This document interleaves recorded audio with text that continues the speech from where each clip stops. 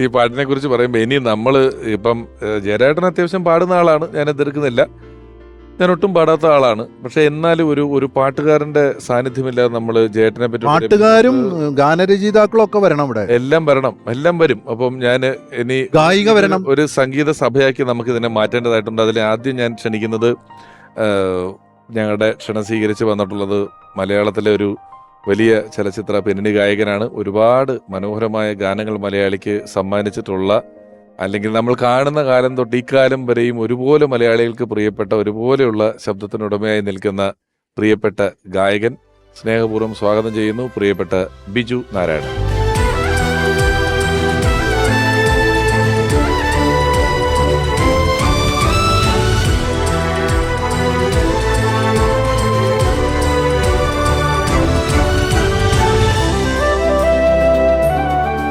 ബിജുചേട്ടാ നമസ്കാരം. നമസ്കാരം. ബിജുചേട്ടൻ ദീർഘമായ ഒരു യാത്രയൊക്കെ കഴിഞ്ഞ് ഇത്തിരി ത്രോട്ട് ഇൻഫെക്ഷൻ ഒക്കെ ആയിട്ട് വോയിസ് റെസ്റ്റ് എടുക്കുന്ന സമയമാണ്. കണ്ടാ തോന്നില്ല കേട്ടോ, അത് എപ്പോഴും ഫ്രഷ് ആണ്. അപ്പൊ ഞാനൊരു പാട്ടുകാരനോട് ചെയ്യാൻ പാടില്ലാത്ത കാര്യമാണ് ഞാൻ വിളിച്ചത്. ബിജുചേട്ടാ അത് വരണം. ബിജുചേട്ടനാണെങ്കിലും ചേട്ടന്റെ എപ്പിസോഡ് എന്ന് പറഞ്ഞപ്പോൾ വളരെ അതും കൂടെ കൊണ്ടാണ് അദ്ദേഹം ഇവിടെ വന്നത്. ഒരുപാട് ഷോകളൊന്നും ചെയ്തിട്ടുള്ള ആളല്ലേ? തീർച്ചയായിട്ടും. 3 ഷോസ്, റെക്കോർഡിങ്സ്, പിന്നെ ഈ പറഞ്ഞ പോലെ ഒരുപാട് അനുഭവങ്ങളാണ്. ജയേട്ടനെ ഞാൻ ആദ്യം കാണുന്നത് എൻ്റെ വീട്ടിൽ വെച്ചാണ്. അതൊരു 10-40 വർഷം മുമ്പാണ്. എൻ്റെ സിസ്റ്റർ പാടും. അപ്പോൾ സിസ്റ്ററിനെ പ്രോഗ്രാം കഴിഞ്ഞിട്ട് അച്ഛനും സിസ്റ്ററും ജയേട്ടനും കൂടി ഞങ്ങൾ ഒരുമിച്ച് ഇങ്ങനെ വരികയാണ്. അപ്പോൾ നമുക്കറിയാം ജയേട്ടൻ ദാസേട്ടനാണല്ലോ അന്നും ഇന്നും. അതെ. അപ്പോൾ ആ ഒരു ചെറിയ ഓർമ്മയാണ്. എന്നിട്ട് വന്ന് വെള്ളം കുടിച്ചു. ചായ ഒന്നും വേണ്ട, ലേറ്റായില്ലേ, അതുകൊണ്ട് ഇത്തിരി വെള്ളം മതി എന്ന് പറഞ്ഞിട്ട് വെള്ളം കുടിക്കുന്നത്. അങ്ങനെ എൻ്റെ ഒരു ചെറിയൊരു ഇങ്ങനെ എന്താ പറയാ മങ്ങിയ ഓർമ്മയാണ്. പക്ഷെ എന്നാൽ അത്യാവശ്യം ക്ലിയർ ഓർമ്മ. വീട്ടിലാണ് കണ്ടത് ആദ്യം. അതാണ്. പിന്നീട് കുറെ വർഷങ്ങൾക്ക് ശേഷം ജയേട്ടനായിട്ട് പാടാൻ പറ്റി, ഒരുമിച്ച് സംസാരിച്ച് എത്രയോ നിമിഷങ്ങൾ, ഇതൊന്നും നമ്മളെ ചിന്തിക്കുന്ന പോലും ഇല്ലല്ലോ. ജയേട്ടനായിട്ട് ആദ്യമായിട്ട് റെക്കോർഡിങ് ചെയ്യുന്നത് ദേവരാജ മാസ്റ്ററുടെയാണ് 93-ൽ. അത് തരങ്ങണിയിൽ വെച്ചിട്ട്. പിന്നെ MJ അച്യുതനായിരുന്നു അത് അസിസ്റ്റ് ചെയ്തിരുന്നത്. പിന്നെ 95-ൽ തന്നെ ആദ്യത്തെ കൺമണി സിനിമയിൽ ഞങ്ങൾ ഡ്യുവറ്റ് പാടി. അമ്മാനത്തമ്പഴങ്ങ ചെമ്മാന ചെമ്പരത്തി ഉണ്ണിക്കൊരു 100 കൂട്ടം മേളം, ആ പാട്ട്. പിന്നെ കർമ്മ, പിന്നെ ഒരുപാട് ആൽബംസ്. ഇപ്പം ജയേട്ടനും ഞാനും കൂടി ഉള്ള ആൽബംസൊക്കെ ഒത്തിരി. അപ്പം അങ്ങനെ ഒരു വലിയ വലിയ ഓർമ്മകളാണ്. പക്ഷെ നമ്മൾ ഈ സിംഗേഴ്സ് കൂടുതൽ അടുത്ത് പെരുമാറുന്നത് ഈ ഷോസിന് പോകുമ്പോഴാണ്, നേരത്തെ പറഞ്ഞ പോലെ. അപ്പം ഈ പ്രോഗ്രാംസിന് പോകുമ്പോഴാണ് ഒരുപാട് നേരം അടുത്തിരിക്കാനും അല്ലെങ്കിൽ എന്താണ് ഈ വ്യക്തികൾ എന്നുള്ളത് ശരിക്കും ഒരു ക്ലിയർ പിക്ചർ കിട്ടുന്നത് അപ്പോഴാണ്. അപ്പം പൊതുവെ ജയേട്ടനെ കുറിച്ച് നമുക്കൊരു പിക്ചർ, വളരെ ദേഷ്യക്കാരൻ, എന്തു പറഞ്ഞാലും തർക്കുത്തരം. പക്ഷെ അതിലൊക്കെ വിട്ടിട്ട് ഒരു ഭയങ്കര സോഫ്റ്റ് ആണ് ശരിക്കും. പിള്ളേരുടെ മനസ്സാണ് ശരിക്കും പറഞ്ഞത്. അത് പക്ഷെ നമ്മൾ അങ്ങ് അടുത്ത് ചെന്നാലേ കാണുള്ളൂ. ഉള്ള കാര്യം തന്നെയാണ്. ഞാൻ തന്നെ ഒരു ദിവസം ഒരു ഇന്റർവ്യൂ എടുത്തോ പറഞ്ഞ, ഞാൻ വലിയ ദേശീയക്കാരനാ, ആൾക്കാരോടൊക്കെ ആവശ്യമില്ലാത്തൊക്കെ പറയും, അതൊന്നും ചെയ്യാൻ പാടില്ല, എനിക്കറിയാം, പക്ഷെ ചെയ്യും. ഇനി നമ്മൾ എന്തെങ്കിലും പറയണ്ട, എല്ലാം പറഞ്ഞു, ദേശീയക്കാരനാണ്, ചെയ്യാൻ പാടില്ല പക്ഷെ ചെയ്യും. ഇത്തരം പറഞ്ഞാൽ പിന്നെ നമുക്കൊന്നും ചെയ്യാൻ പറ്റില്ല. അപ്പം അദ്ദേഹവുമായിട്ടുള്ള അനുഭവങ്ങൾ പറയുമ്പം പാട്ട് സംസാരിക്കണമെങ്കിൽ നമ്മൾ സുശീലാമയോ റഫി സാബിനെയോ ഒക്കെ പറ്റി തന്നെ പറയണം. പുള്ളി പാടിയ പാട്ടുകളെ പറ്റി നമ്മൾ അദ്ദേഹത്തോട് സംസാരിക്കുമ്പം അതിലൊന്നും, അത് ഈ റെക്കോർഡിങ്ങിന് വരുന്ന ചില ആളുകൾ ചേട്ടനെ കൊണ്ട് പാട്ട് പാടിക്കാൻ ചേട്ടനെ അപ്രോച്ച് ചെയ്യേണ്ട എങ്ങനെയാന്ന് ചോദിക്കും നമ്മളോട്. അപ്പൊ ഞാൻ പറയും, ഒരു കാര്യം ചോദിച്ചു, മുഹമ്മദ് റാഫിയെ കുറിച്ച് സംസാരിക്കൂ, സുശീലാമയുടെ പാട്ടുകളെ കുറിച്ച് സംസാരിക്കുക, MSV സാറിനെ കുറിച്ച് സംസാരിക്കുക, പാട്ടുകളെ കുറിച്ച് പറയുക.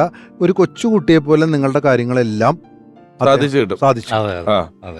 നേരെ പറഞ്ഞു ശരിയാ. കാരണം ജയേട്ടന്റെ പാട്ടുകളെ കുറിച്ച് നമ്മൾ അതിനെപ്പറ്റി, അല്ലെങ്കിൽ വേറെ വിഷയങ്ങളിൽ നിന്ന് തമാശ പറയണം.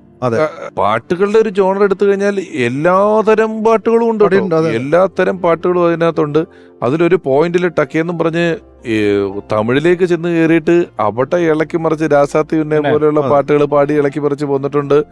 ഭക്തിഗാനങ്ങൾ എന്ന് പറഞ്ഞാൽ എല്ലാ കാലത്തും പുഷ്പാഞ്ജലി എന്ന് പറയുന്ന പാട്ട്, അതിനകത്തെ വിഘ്നേശ്വര അതിലായിരുന്നു. വിഘ്നേശ്വര അതെ അതെ വിഘ്നേശ്വര വടക്കുന്നാഥന് സുപ്രഭാതം പാടാൻ, കൂടുമ്പണികളെ കൂടുംബിണികളെ കണ്ണാൽ വിളിക്കും, തുയിലുണരുക, കരിമദിവസം, അത്രയും ആ പാട്ടുകൾ. എല്ലാ പാട്ടുകളും ഹിറ്റാണെന്നുള്ളതാണ്. ഇന്നും ഈ ഭക്തിഗാനമേള സ്റ്റേജുകളിൽ എല്ലാവരും ആ പാടും. ഭക്തിഗാന കാസറ്റുകളിൽ റെക്കോർഡ് കച്ചവടം നടന്നിട്ടുള്ള കാസറ്റുകളിലൊന്നാണ് ഭക്തിഗാനങ്ങൾ അത്രയും പാടിയിട്ടുള്ളത്.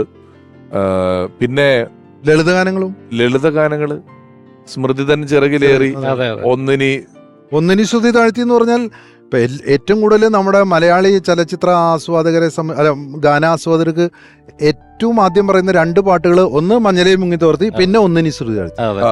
അതാണ് അതിന്റെ രചന, സംഗീതം, ആലാപനം മൂന്നും ഒരേ ഹൈറ്റാണ്. ആ രചന എന്ന് പറഞ്ഞു കഴിഞ്ഞാൽ ONV സാറിന്റെ ഗംഭീര രചന, ദേവരാജൻ മാസ്റ്ററുടെ രാജകീയമായ സംഗീതം, ജയേട്ടന്റെ ആലാപനം. ആരെയും പാടി ഉറക്കാം, കുഞ്ഞിനെ പാടി ഉറക്കാം, കാമുകിയെ പാടി ഉറങ്ങാം, എന്താ പറയുക, ഭാര്യയെ പാടി ഉറക്കാം, വയസ്സായി കിടക്കുന്ന ഒന്നിനും എണീക്കാൻ പറ്റാ, അങ്ങനെ എല്ലാ തരത്തിലുള്ള ആളുകളെയും പാടി ഉറക്കാനും ഉണർത്താനും കഴിയുന്ന പാട്ടാണ് ഒന്നിനി ശ്രുതി താഴ്ത്തി. അത് ഞാൻ അങ്ങനെയാണെങ്കിൽ ഇപ്പൊ എനിക്ക് രണ്ടുപേരും കൂടി ഇങ്ങോട്ട് വിളിക്കേണ്ടത് വളരെ അത്യാവശ്യ ഒരു ഘട്ടത്തിലേക്കായിരിക്കുകയാണ്. ജേട്ടന്റെ ദീപ്തമായ ഓർമ്മകളിലൂടെ യാത്ര ചെയ്യുന്ന ഓർമ്മയിലെന്നും പി ജയചന്ദ്രൻ എന്നീ ലേഖത്തിലേക്ക് ഞാൻ രണ്ടുപേരെ ഒന്നിച്ച് ക്ഷണിക്കുകയാണ്. നമുക്ക് അവരെത്രയും പെട്ടെന്ന് എത്തുക എന്നുള്ളത് നമ്മുടെ എപ്പിസോഡിന്റെ ആവശ്യമായതുകൊണ്ട് രണ്ടുപേരും ഒരുപാട് അംഗീകാരങ്ങൾ കിട്ടിയിട്ടുള്ള, ഒരുപാട് അവാർഡുകൾ കിട്ടിയിട്ടുള്ള ഗായകരാണ്. ഒരുപാട് നല്ല പാട്ടുകൾ നമുക്ക് സമ്മാനിച്ചിട്ടുള്ളവരാണ്. രണ്ടുപേരും ചലച്ചിത്ര പിന്നണി ഗായകരാണ്. രണ്ടുപേരും ജയേട്ടനോടൊപ്പം ഒരുപാട് വേദികൾ പങ്കിട്ടിട്ടുള്ള ആളാണ്. ഹൃദയപൂർവ്വം സ്വാഗതം ചെയ്യുന്നു ഒരു ഗായിക, ഒരു ഗായകൻ. ഗായകൻ സുദീപ് കുമാർ, ഗായിക രാജലക്ഷ്മി.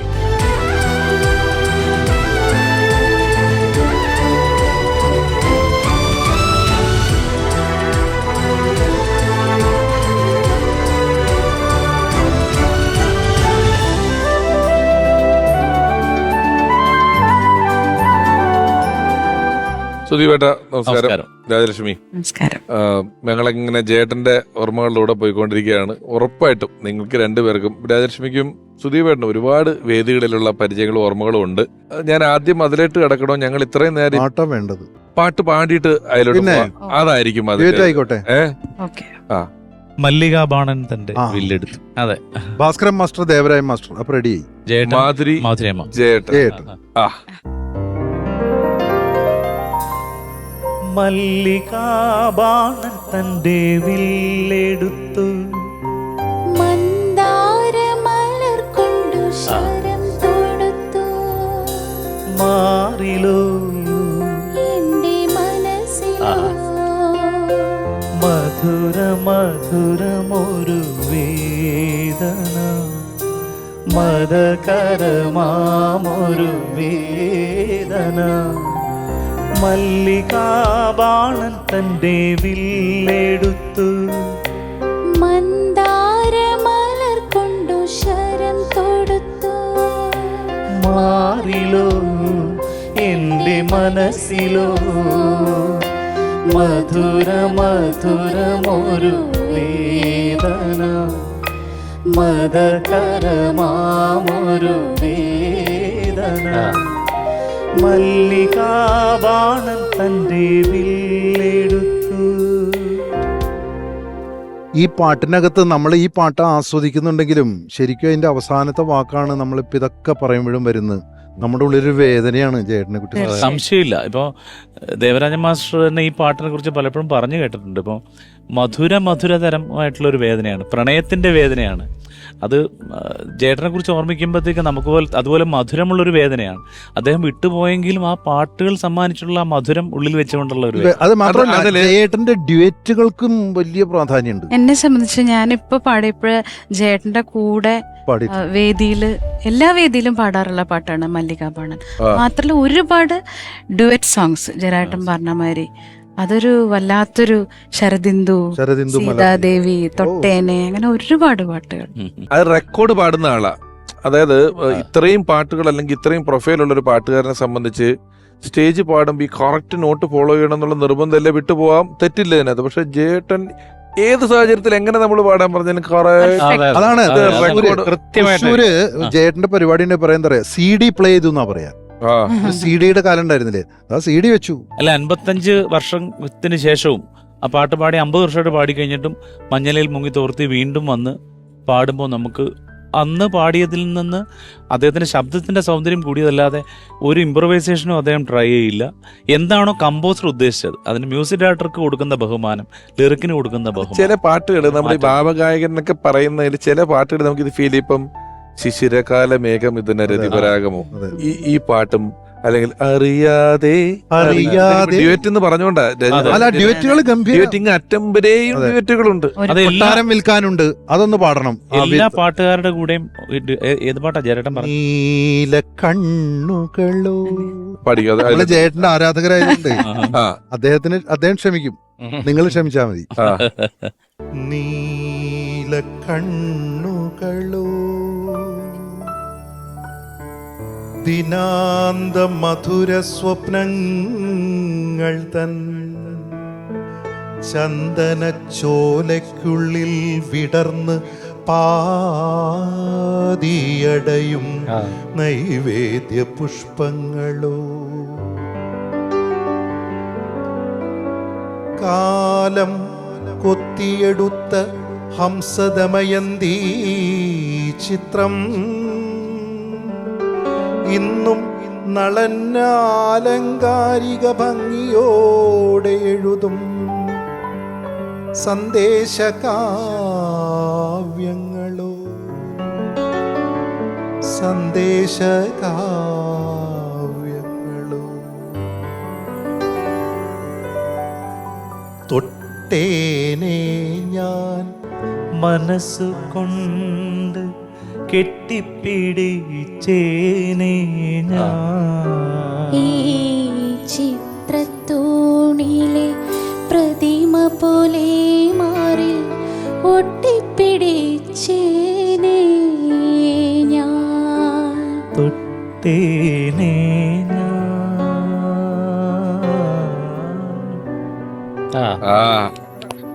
351 സിനിമകൾക്ക് പാട്ടുകൾ ചെയ്ത ദേവരാജൻ മാസ്റ്റർക്ക് അദ്ദേഹം കമ്പോസ് ചെയ്ത പാട്ടുകളിൽ ആയിരക്കണക്കിന് പാട്ടുകളിൽ ഏറ്റവും ഇഷ്ടമുള്ള ഗാനമായിട്ട് അദ്ദേഹം തിരഞ്ഞെടുത്ത പാട്ടാണിത്. ഇത് അല്ല ജേട്ടൻ 1200 ചില്ലറ പാട്ടുണ്ട്.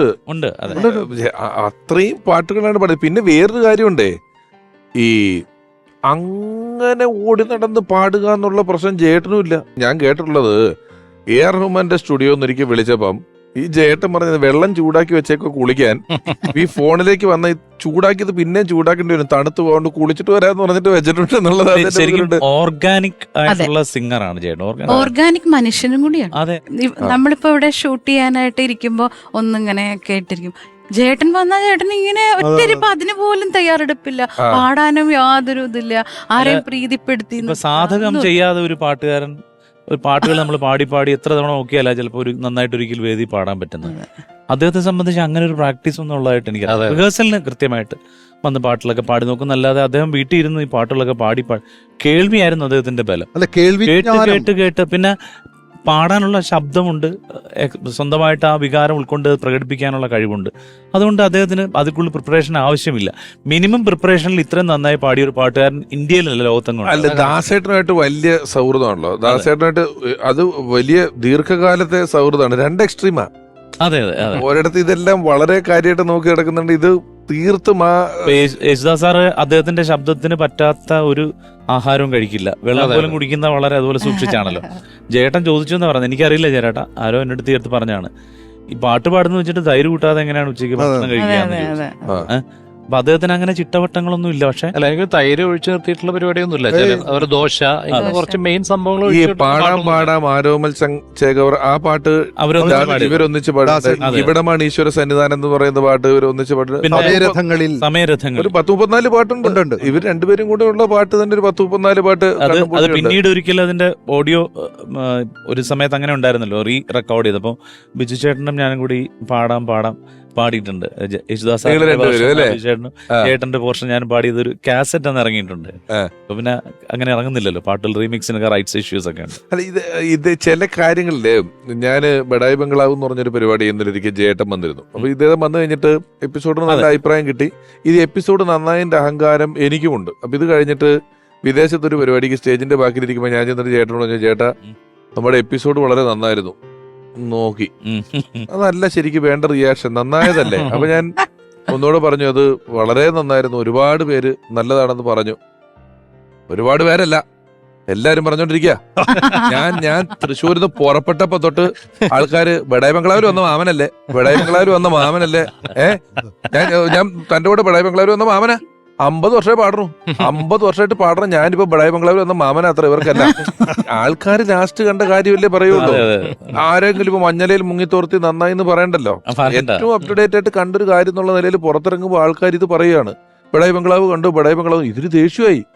50 വർഷമായിട്ട് പാടണം, എവിടെ കണ്ടാലും ബഡായി ബംഗ്ലാവ്. അപ്പൊ ഞാനും ചേട്ടന്റെ അടുത്ത് ഇരുന്നിട്ട് ഒരു 10 മിനിറ്റ് കൊണ്ട് ഇത് പറഞ്ഞ് ചേട്ടൻ അതുകൊണ്ടല്ല, അത് കണ്ട പരിപാടി കണ്ടു എന്ന് അറിയിക്കുന്നതാണ്, അല്ലാതെ അതിൽ വന്ന ആളെന്നുള്ള അർത്ഥത്തിലല്ല പറഞ്ഞ മനസ്സിലാക്കി.